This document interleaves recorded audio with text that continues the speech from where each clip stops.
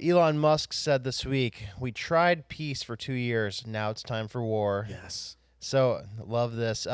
If you're wondering why we've been hearing all this stuff about X losing money since Elon took over, it's because this organization called GARM, GARM, it represents 90% of all global ad spending, and the antitrust filed by X accuses the Global Alliance of Responsible Media, that's what GARM stands for, of colluding to convince brands to limit or to remove their advertising from X. What the hell?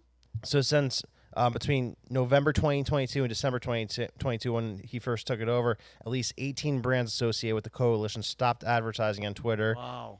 And then dozens more of the coalition members cut back spending through 2023. So think about that. Like ad revenue, that's what we get on YouTube. That's what we get. That's how you make. That's how you make your living. Yeah, that's where money comes from on social media. Yes. So like as somebody who that'd be like buying a company and then the institution that's responsible for allowing payments to process that is the only way you get paid to cut off 90% from that. That's what happened. Which happens all the time, by the way. The payment processing platforms deplatform people all Oh, the if time. you get canceled, look at Andrew Tate. He was canceled. They took him off PayPal, and it's like, bro, what the hell's wrong? Like revenue source. Like if you go into an industry, you have one revenue source that makes up all the revenue, and then this one institution represents all the companies in that revenue source, and they say, no, we're not doing X anymore, too risky. How'd they find? But so, man, did they just find this out about GARM?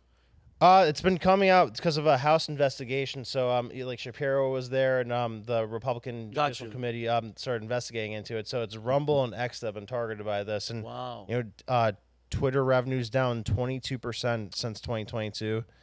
Damn. And yeah, so this thing called GARM, it was started in 2019 miraculously. The year before a mass censorship campaign. Weird. And it's controlled by this thing called the World Federation of Advertisers, WAF, which... Anything that's close to WEF, world, if the word world is in your freaking title, I don't trust you. Glad you said that, because the WF has a page where it shows, like, they have that they're one of their partners, the GARM institution. So, weird. They're attached with each other. Oh, weird. These are some of the companies that are, it's all the big ones, like McDonald's, all the Fortune 500 damn, companies. BP? Yep. Everybody's on there. Can you go to the next one? Or was it just this one? No, there's McDonald's, MasterCard. McDonald's, MasterCard, Nike. Hewlett-Packard. Yeah. Damn, that's a lot, bro. Yeah, 90% of all companies that could give you money for advertising are in this GARM thing, because they make it inconvenient for you to advertise if you're not in, because it's like a stamp of approval, like you're safe to work with if you're in GARM. But GARM seems like it's telling people not to advertise on X.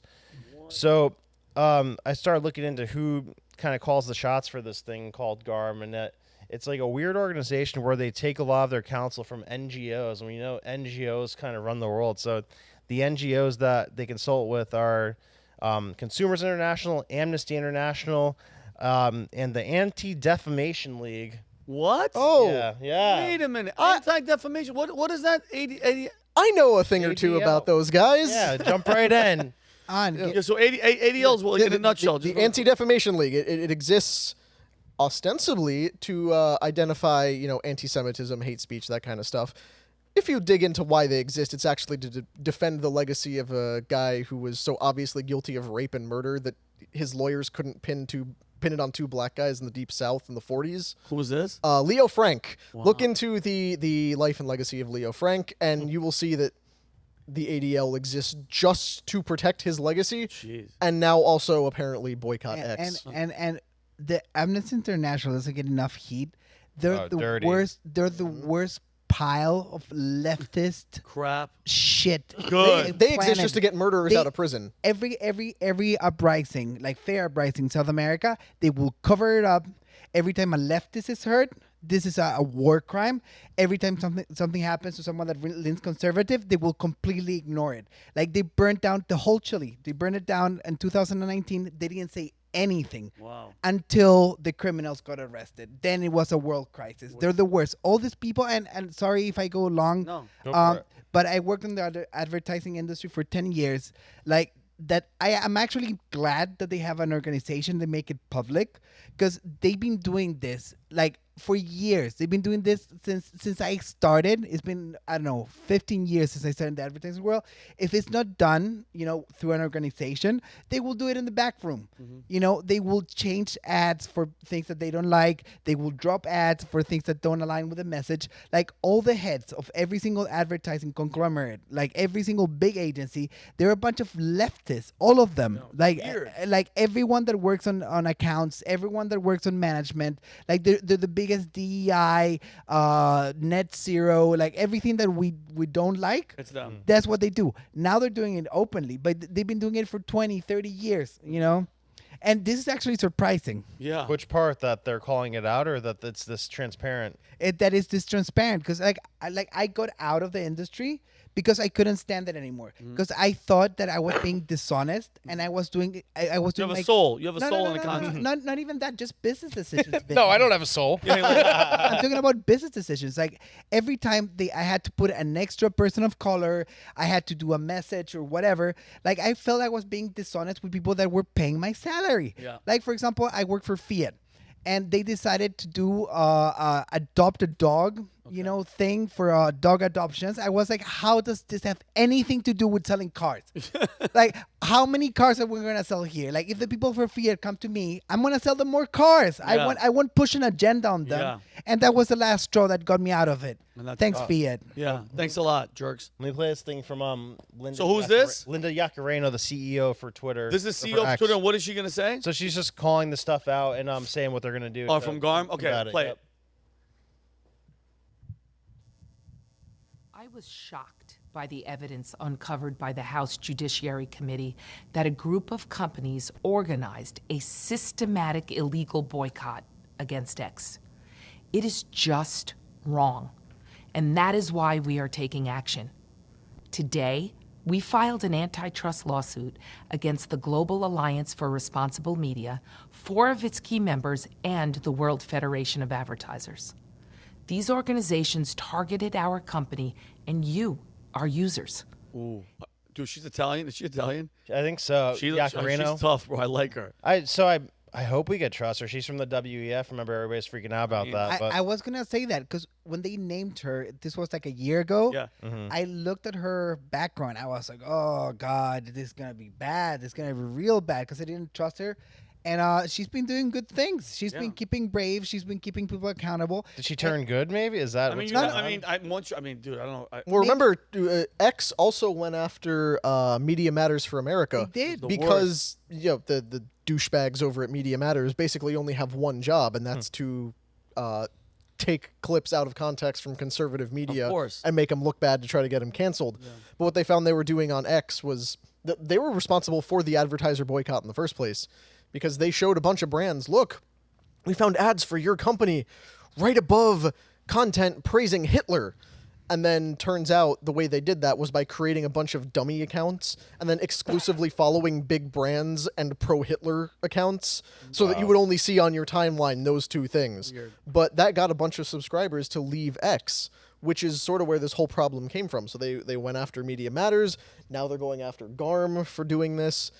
There's a very clear campaign of, is X now the free speech platform? Well, we're going to make sure you never make another dollar. Yep, because if you think about it, where else right now, and I love getting into these arguments with leftist Democrats, like when you're like, by the way, it used to be this, I used to send them a clip on YouTube, like, oh, that's your news source? And I'm like, yeah, you dumbass. Like, where are you going? Like, Yeah. by the way, I'm telling you right now, Rob, the psyop, and I've said it, is so amazing what they did to these soft-brained, mushy-head people. It's like my other friend's like, wait a minute, you get your news from X? I go, yeah, because it's raw. You can guess what? There's racism. There's porn. If you focus and get your algorithm to where I just want news. I want honest. I want to see everything for myself because journalism is dead. Okay, journalism, guys, out the window. It's finito. It's up to you to go out there and search for the information,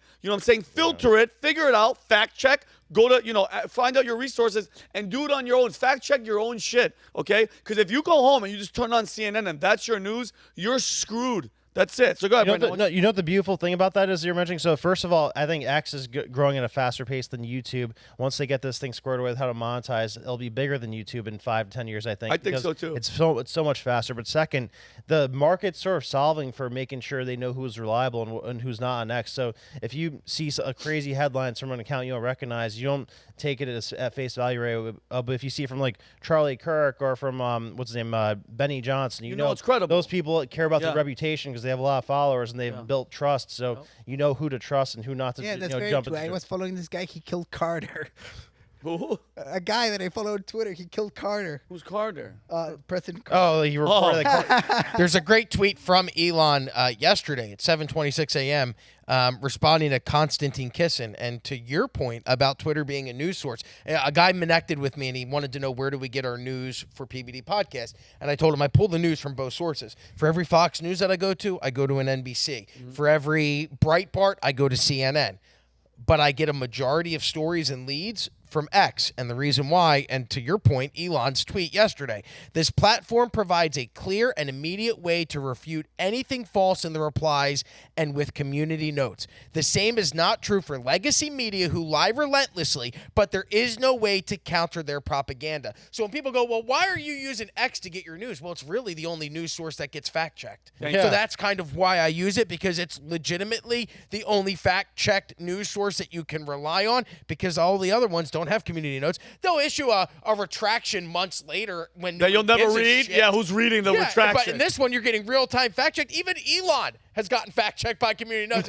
All right, I was wrong on that Yeah. one. So it happens. Yeah, big time. It's a great product that he's turned it into. Oh, dude, I love it. Dude, the guys are, listen, and people are like, he's not building the rocket ship. Shut up. Oh, my Just God. shut up. Yeah. Just shut up. And dude, I drool at these moments. Like, I taste it like it's chocolate. When the left, you remember when the left was like, oh, you don't like them censoring and the FBI at Twitter? Then buy your own social media. Well, guess what? One of ours bought it, bitch. One of ours bought yours. And do they hate it that we get to see the truth? What's up, everybody? Vincent O'Shana here. If you want to see me and the entire Valuetainment crew, we will be at the Vault Conference September 4th through the 7th at the Palm Beach Convention Center, hosted by none other than Patrick Bet-David and featuring Dwayne The Rock Johnson. Guys, this is the place to be. If you are an entrepreneur and you want to level up, do not miss this opportunity. This is the best place to network. If you want tickets, go to thevaultconference.com. Do not waste time. This thing is going to sell out, and I will see you guys there.